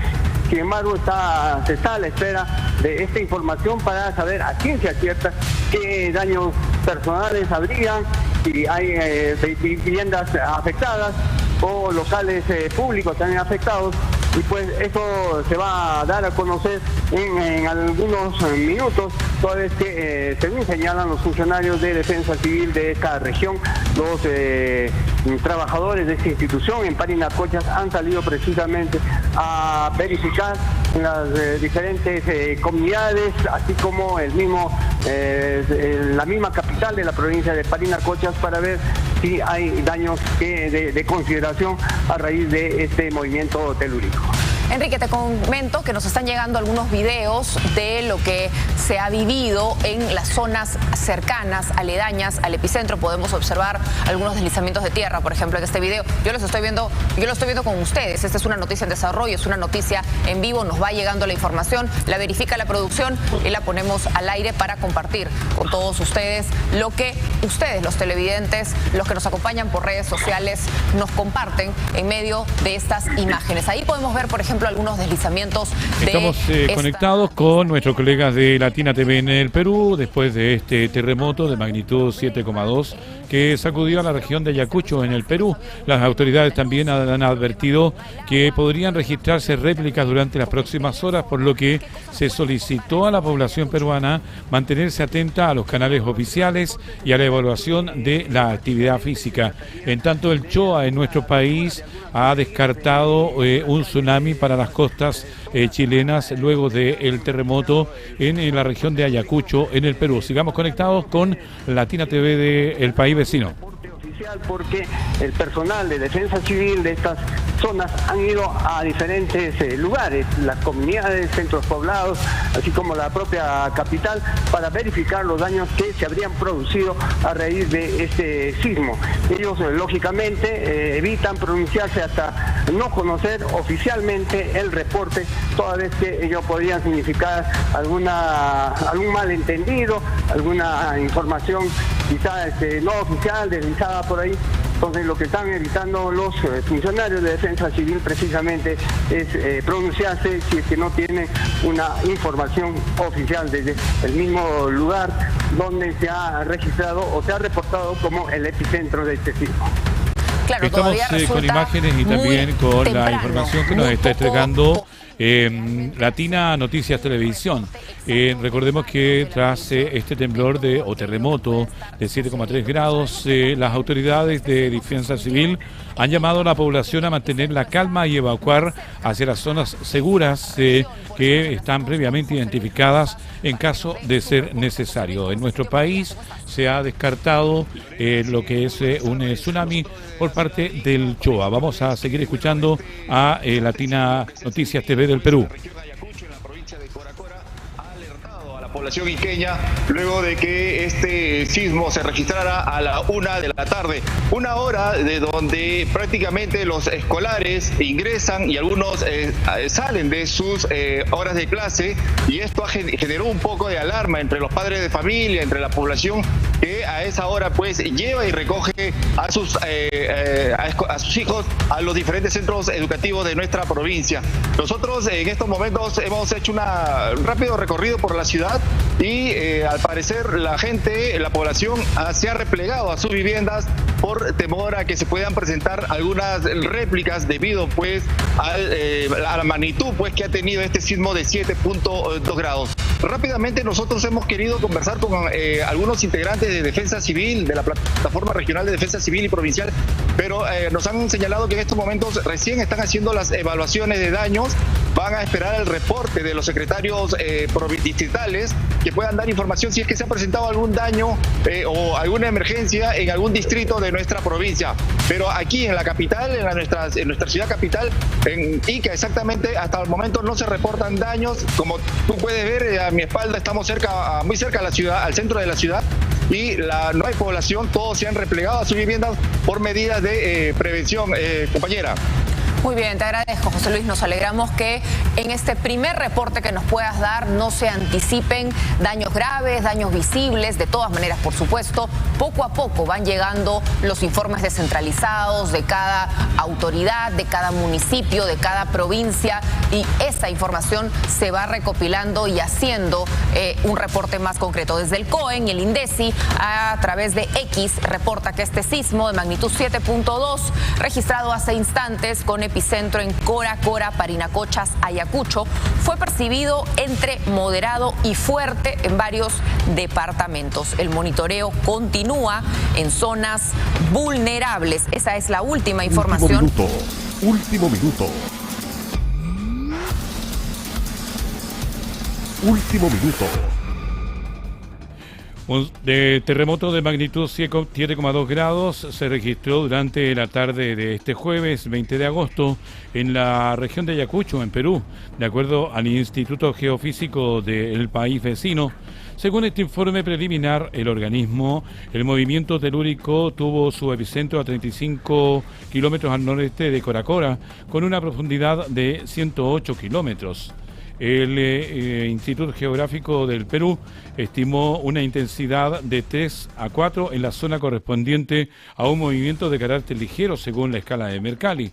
Tras el temblor, las autoridades de defensa civil llamaron a la población a mantener la calma y evacuar hacia las zonas seguras previamente identificadas en caso de ser necesario. Asimismo, recomendaron no utilizar ascensores durante una emergencia y evitar la saturación de las líneas telefónicas. En este sentido, se llama a privilegiar el envío de mensajes de texto para comunicarse tras el sismo. Las autoridades también advirtieron que podrán registrarse réplicas durante las próximas horas, por lo que se solicitó a la población mantenerse alerta a los canales oficiales. Último minuto. Último minuto. Último minuto. Vamos a volver a la televisión peruana, a Latina Noticia TV, que está informándonos de este terremoto de 7,2 grados de magnitud. Volvemos al Perú. Sismo, donde se ha sentido con mayor intensidad, Fiorella, Alex, es en la provincia de Carabalí y en la provincia de Camaná. En Carabalí, por ejemplo, ya nos han llegado algunas imágenes de Chala, exactamente, que parte de los cerros, por ejemplo, se ha generado una polvareda, algunos deslizamientos menores que se han provocado en este sector. Pobladores de Camaná también reportaban que se ha sentido con bastante intensidad en estas provincias de Arequipa y más cerca, obviamente. Bien, vamos también a señalar más detalles porque Estados Unidos ha corregido la magnitud de este terremoto y lo ha dejado en 6,7 grados. La corrección de este terremoto que se ha sentido, se ha desatado a eso de las 13 horas en el Perú, ha corregido Estados Unidos la magnitud de este terremoto a 6,7 grados. Volvemos con Latina TV informando desde este momento en el Perú. Los especialistas incluso a veces pasan desapercibidos o no se sienten, no se perciben, pero que constantemente se están dando sismos aquí en la ciudad de Arequipa y por la zona también en la que nos encontramos ubicados, que es una zona bastante sísmica. Así que ese es el panorama que tenemos, Fiorella, Alex, desde Arequipa con respecto a lo que ha ocurrido este tipo de gran magnitud aquí en la zona, en este caso de Ayacucho. Wilber, quisiera que nos comentes dónde te encontrabas tú, cuál ha sido tu experiencia tras este sismo. Hay que tener en cuenta que era la 1 de la tarde. A través de TV Latina Noticias del Perú, están los reporteros ya trabajando en lo que ha sido este terremoto de 6,7 grados que se ha rectificado también a través de la información que llegan desde Estados Unidos. Escuchemos. El equipo hemos estado en la plataforma Andrés Avelino Cáceres viendo un poco este tema del desabastecimiento que hay de frutas, de verduras que no están ingresando por el bloqueo de la carretera Panamericana Sur. Te diré que ahí en la plataforma se ha sentido un poco, pero no ha sido tan percibido por la población. Es una zona bastante agitada, de muchos vehículos, los comerciantes están caminando, hay mucho traslado, mucho movimiento de las personas. Como indicamos, ha sido como un sacudón, ha dado esa sensación de sentir el movimiento, pero felizmente ha pasado algo rápido, no ha sido extenso, al menos en esta zona que pertenece al distrito de José Luis Bustamante y Rivero. Casi imperceptible, podríamos decirle, Alex, que se ha dado cuenta, si no fuera por ahí algunos cables que hemos visto que se han movido de los postes de alumbrado público y que llamaba la atención, y ya al corroborar con informaciones que efectivamente había ocurrido este sismo, quizás nos hubiéramos percatado, ¿no? Pero no ha sido tan, al menos en Arequipa provincia como ciudad, no se ha sentido tanto, no se ha detenido incluso las personas que estaban haciendo compras, que están trasladándose en esta plataforma. No ha habido, digamos, que se paren o que se asusten. Suele haber a veces, cuando se da sismos de gran magnitud, vidrios que se caen, que se desprenden de las ventanas. Tampoco ha pasado esto felizmente, y por eso indicábamos que no se tenía esa sensación de que se perciba muy fuerte. Sin embargo, en la provincia de Camaná, como indicábamos, en Canabelli, que están al norte de Arequipa, sí se sintió. Incluso estamos conectados con Latina TV, que a esta hora nos está entregando más informes, más detalles acerca de este terremoto de 6,7 grados en el norte de Caraboca, en el sector de Ayacucho, en el Perú. Vamos a seguir escuchando lo que informa la televisión peruana. Facilitaría, porque esta zona de Carabelí de Atico está hacia el norte de Arequipa, mucho más cercano de la región Ayacucho, y podría provocar esto, así que hay que hacer también la advertencia a las autoridades para que tengan esto en cuenta de este sector del deslizamiento de piedras. Igual lo mismo en las carreteras podría provocar algún deslizamiento de rocas, así que los conductores también tienen que tomar las precauciones del caso, o manejar despacio y bastante alerta, sobre todo en esta zona. Muchísimas gracias, ese era el reporte desde Arequipa, donde también se ha sentido de manera leve, como bien lo reportaba nuestro compañero Wilber Zúñiga. Y ahora tenemos un testimonio de un poblador de Cora Cora que narra el preciso instante o segundo después de haberse sentido este movimiento telúrico, así es que vamos a compartirlo con ustedes. Estamos conectados con las imágenes y también el audio de Latina TV del Perú. Gracias a Dios, pero ha sido de regular intensidad. No sé dónde será el epicentro. Hubo un movimiento telúrico aquí en la ciudad de Cora Cora y muchos vecinos han podido salir de sus domicilios. Bueno, espero que no haya sido... Bueno, hay muchas personas que han salido, algunos se han tratado de parar. Hace segundos que ha pasado este movimiento sísmico aquí en nuestra ciudad de Cora Cora. Vamos a ver dónde es el epicentro. Nos ha sorprendido, estuvimos, bueno, justamente aquí en la radio nos ha sorprendido, empezó a moverse y por eso es que queremos comunicarle. O sea, pedimos calma a la población, ojalá que esto no haya tenido mucha incidencia. No sé dónde será el epicentro, estaremos informando. Entonces, la verdad que nos ha sorprendido, hay que estar siempre presente. Entonces, acaba de suscitarse un movimiento sísmico aquí en nuestra ciudad de Cora Cora, exactamente a la 1 de esta tarde, sí, a la 1 de esta tarde. Bueno, mucha gente sorprendida salió. Era el de un... Ahí estábamos escuchando a un poblador de Cora Cora que estaba afectado también de este terremoto que afectó a la zona de Ayacucho, en Cora Cora, a eso de las 13 horas, y que se ha corregido, además, habíamos dicho de 7,2 grados, se corrigió a través de Estados Unidos a un 6,7 grados. No se han informado réplicas ni tampoco heridos en este terremoto que afectó al vecino país. Vamos a seguir escuchando lo que nos está informando Latina TV, que es canal peruano, que a esta hora está también entregándonos esta información de intensidad, y vemos cómo es que también todo el polvo se ha levantado. Tenemos información con el alcalde de Cora Cora, que nos va a dar mayor reporte de cómo está la situación en su ciudad, Johnny Obón Reyes, a quien saludamos y agradecemos su tiempo. ¿Qué tal? ¿Cómo está, Fiorella y Alex? Buenas tardes a Televisión Peruana. En efecto, quiero informar los últimos acontecimientos que ha ocurrido en la ciudad de Cora Cora. En efecto, ha habido una intensidad de sismo de 7.2. Yo estoy en comisión de servicio, llegando a Lima. Sin embargo, ya el reporte me ha hecho el director de la red de salud, gerente municipal, entre otras autoridades. Principalmente en la ciudad de Cora Cora no hubo mucho, digamos, alguna afectación. Sin embargo, me estiman que hacia el norte de Cora Cora puede haber afectación de casas, de hogares, tal vez como están construidos de material noble, es sencillo, de adobe, de calamina, de paja, etcétera, puede haber afectación. En este momento, la comisión multisectorial se están desplazando a hacer las verificaciones del caso. Ojalá que no haya algún daño material y sobre todo humano también. Eso es nuestra siempre preocupación. Es en sentido. Estamos escuchando al alcalde de Cora Cora, John Obón Reyes, que es el sector donde más se sintió este terremoto de 6,7 grados en el Perú. Sigamos escuchando al alcalde de Cora Cora. Estos efectos son casi constantes. En esa línea, nosotros estaremos reportando juntamente con todas las autoridades en los siguientes minutos, en las siguientes horas, señor periodista. Ahora, quisiéramos saber cómo se desarrolló en Coracora este simulacro nacional multipeligro de hace unos días, cómo se encuentra la población, porque recordemos que años atrás Coracora ya ha sido víctima de movimientos telúricos de gran intensidad. ¿La población está preparada? ¿Participan de los ejercicios?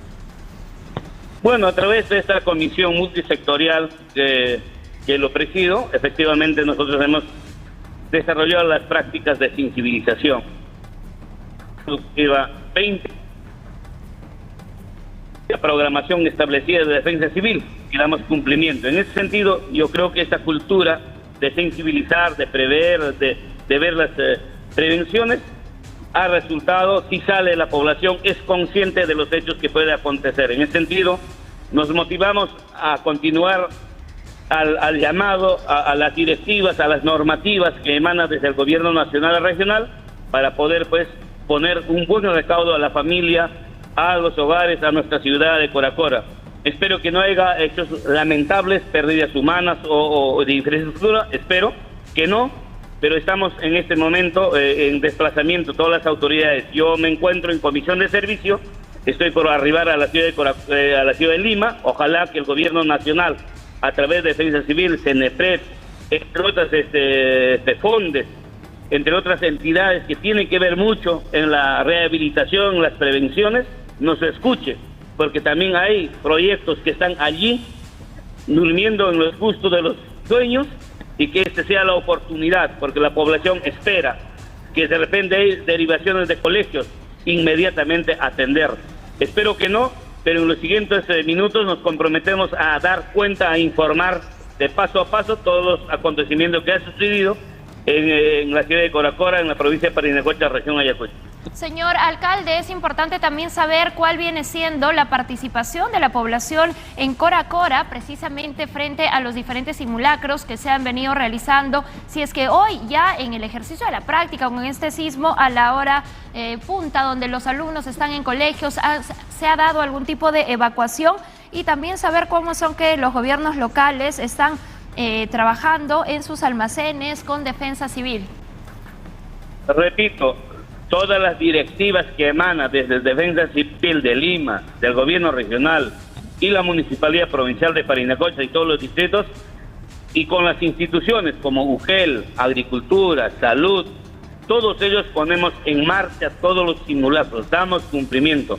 Como tal, la población está informada, la población conoce de cerca de estas prácticas constantes, ¿no?, de sensibilización.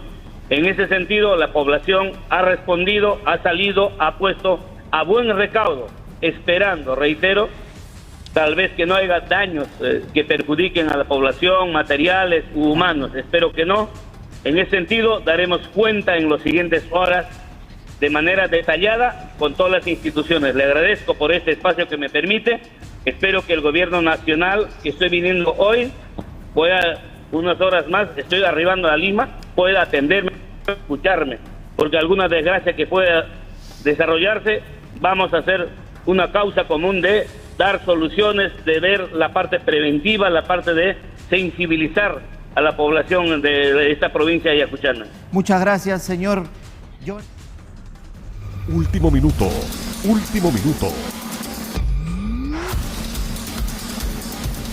Último minuto. Después de estas informaciones que venían desde el vecino país del Perú, vamos a entrar en el plano internacional. Donald Trump vuelve a endurecer su ofensiva contra Irán y anuncia una campaña de aislamiento económico sin precedentes. Además, el mandatario estadounidense anticipa una nueva reunión con Kim Jong-un, mientras el príncipe Harry y Meghan Markle preparan su regreso al Reino Unido. Después de 6 años. Y en Brasil, un grave accidente carretero deja más de 20 víctimas fatales. Escuchemos. Hola, ¿cómo están? Momento de revisar noticias del mundo aquí en puranoticia.cl. Revisamos la actualidad internacional y vamos a comenzar con Donald Trump, que anunció el inicio de una ofensiva económica contra Irán, que según aseguró será la más severa aplicada hasta ahora contra un país. El mandatario afirmó que Estados Unidos buscará aislar completamente a Teherán y advirtió que cualquier estado, empresa o institución financiera que facilite ayuda al régimen iraní va a enfrentar fuertes consecuencias económicas. Trump mencionó entre las prácticas que serán perseguidas el contrabando de petróleo, las transferencias de dinero, las casas de cambio, las empresas usadas como fachada y los registros de buques que permitan evadir sanciones. El presidente estadounidense calificó la iniciativa como un día D económico y llamó expresamente a sus aliados a sumarse a la estrategia de presión. Washington sostiene que el objetivo es debilitar las fuentes de financiamiento iraníes y limitar su capacidad para mantener operaciones militares y apoyar a grupos aliados en Medio Oriente. Trump insistió además en que Irán no podrá desarrollar armas nucleares y aseguró que el gobierno estadounidense mantendrá la presión hasta lograr ese objetivo. La medida abre un nuevo frente de tensión internacional porque las sanciones podrían afectar también a países y empresas de terceros estados que mantengan relaciones comerciales con Teherán.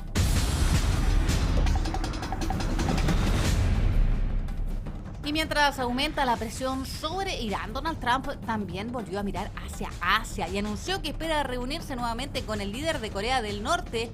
Claro, Donald Trump aseguró que mantiene una buena relación con Kim Jong-un y confirmó su intención de reunirse con el líder norcoreano hacia finales de este año. El mandatario estadounidense afirmó que Corea del Norte posee decenas de armas nucleares y sostuvo que mantener canales directos con Pyongyang es preferible a aumentar las tensiones. Las declaraciones se producen poco después de que Trump ordenara reducir los ejercicios militares conjuntos con Corea del Sur, argumentando que son costosos y que envían una señal hostil a Corea del Norte. Seúl, en paralelo, presentó recientemente una propuesta para avanzar hacia el cierre definitivo del estado de guerra que técnicamente todavía existe entre las dos Coreas. Trump aseguró estar dispuesto a dialogar sin establecer condiciones previas, retomando una estrategia que ya utilizó durante su primer mandato cuando sostuvo 3 encuentros con Kim Jong-un. La eventual nueva cumbre podría convertirse nuevamente en uno de los principales movimientos diplomáticos de Washington en Asia en medio de la creciente tensión nuclear en la región.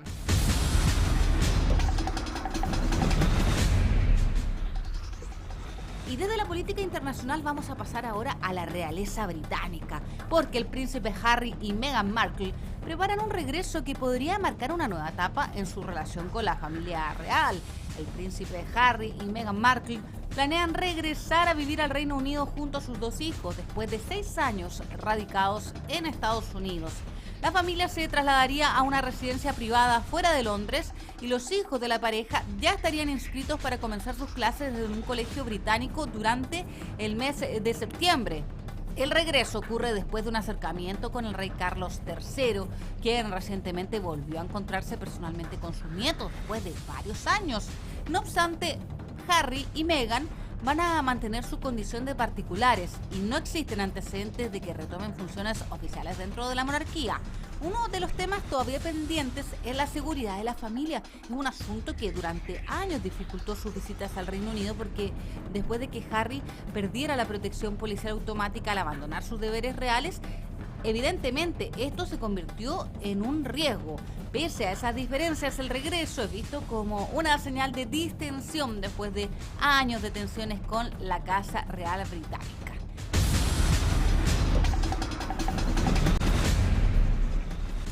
Y vamos a cerrar esta revisión de noticias internacionales que hacemos a través de puranoticias.cl en Sudamérica, donde Brasil está enfrentando una tragedia carretera ocurrida durante la madrugada.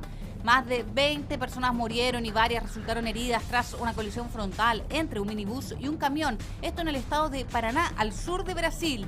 La mayoría de las víctimas viajaba en el minibús perteneciente al Departamento de Salud de la localidad de Imbituba. Y de acuerdo con los primeros antecedentes entregados por la Policía Federal de Carreteras, el camión habría invadido el carril contrario antes de impactar directamente contra el vehículo de pasajeros. El accidente obligó al cierre completo de la ruta durante varias horas mientras estaban los equipos de emergencia trabajando en el rescate de las víctimas y también estaban los investigadores realizando peritajes. Las autoridades continúan analizando las circunstancias de este choque para determinar las responsabilidades y establecer por qué el camión habría abandonado su pista con estas trágicas consecuencias.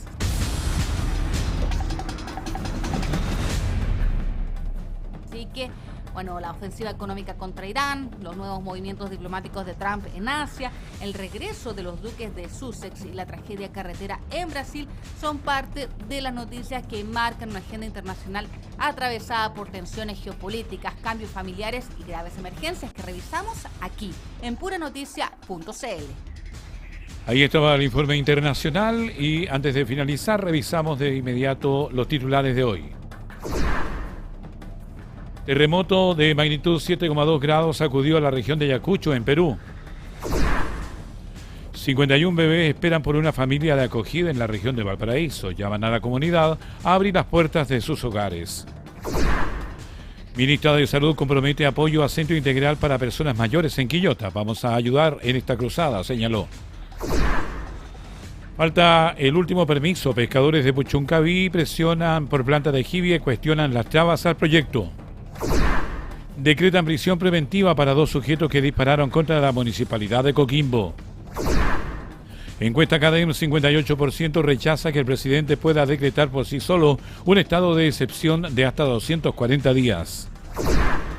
Cámara de Diputados aprueba nueva ley del mono, prorroga, va a regularizar las viviendas hasta el año 2029 y amplía sus beneficios. Pareja de delincuentes fue capturada tras asaltar a pasajeros en micro en Viña del Mar. De esta forma estamos poniendo punto final a la presente edición de Hora de Noticias. Que tengan una buena jornada, buenas tardes. Puranoticia.cl presentó Hora de Noticias